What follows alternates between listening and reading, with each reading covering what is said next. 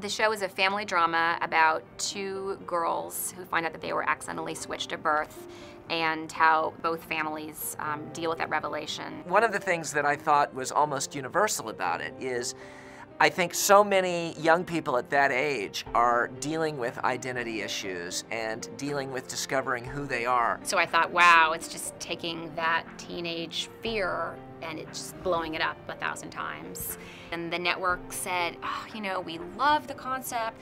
Is there a way to sort of up the stakes so that maybe one girl is really, really different in some way? Right there on that phone call, I said, what if one of them's deaf? It really is dual storylines. It's this switched at birth storyline, and to top it off, we also have a character on the show who's deaf, and it's a completely different world that we're introducing to the audience. When I read Switched at Birth, I was so excited because it was the first time that a normal teenage girl happened to be deaf in a deaf environment. I mean, it's definitely about the deafness, but it's a normal girl and her struggles and what she goes through in her everyday life. When I first read the script, I was extremely impressed with the writing, the deaf culture, little things like how to communicate with hearing people, how the environment of a deaf school, how that functions, just exactly like my life. I hadn't seen anything like that anywhere before. It's definitely one of a kind.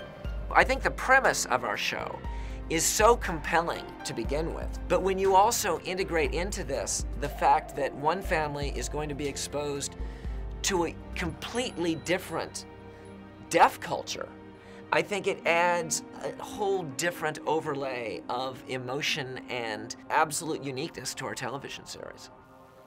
It's going to be a good learning experience for people who have never seen deaf people, or don't know about deaf culture, or haven't even seen sign language. The world of the deaf is different from any of us would have imagined. The hearing people, I don't think are sympathetic with the difficulties of just kind of being tossed into a whole bigger world that you're cut off from, and how fantastic it is, how little it affects them, really. You know, there's nothing wrong with being deaf. Nothing, you know, that differentiates you from a hearing person. Just, you know, the fact that you can't hear. But know that this show is not about deafness. It just has deaf characters in it. And